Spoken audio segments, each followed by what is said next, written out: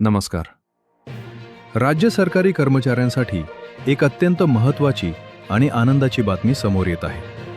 महाराष्ट्र शासनाच्या वित्त विभागाने आज 18 मे 2026 रोजी महागाई भत्त्याच्या थकबाकीबाबत एक महत्त्वपूर्ण शासन निर्णय निर्गमित केला आहे. मित्रांनो, 7व्या वेतन आयोगानुसार वेतन घेणाऱ्या राज्य शासकीय कर्मचारी आणि इतर पात्र कर्मचाऱ्यांच्या महागाई भत्त्याची प्रतीक्षा आता संपली आहे.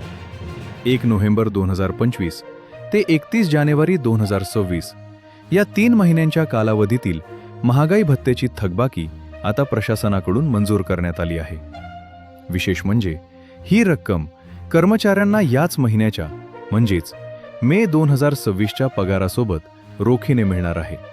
तुम्हाला आठवत असेलच की शासनाने 1 जुलै 2025 पासून महागाई भत्ता 55% वरून वाढवून 58% केला होता.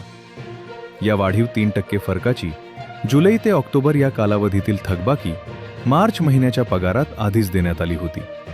मात्र नोव्हेंबर ते जानेवारी या 3 महिन्यांच्या थकबाकीचे आदेश प्रलंबित होते, जे आजच्या या निर्णयाने स्पष्ट झाले आहेत. हा निर्णय राज्य शासकीय कर्मचाऱ्यांसह जिल्हा परिषद कर्मचारी आणि अनुदानित संस्थांमधील पात्र कर्मचाऱ्यांसाठी देखील लागू असणार आहे. मे महिन्याचा पगार येताना तो या थकबाकीच्या रकमेसह वाढून येणार असल्याने कर्मचाऱ्यांमध्ये समाधानाचे वातावरण आहे.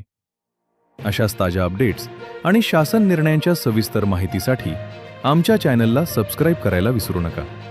धन्यवाद.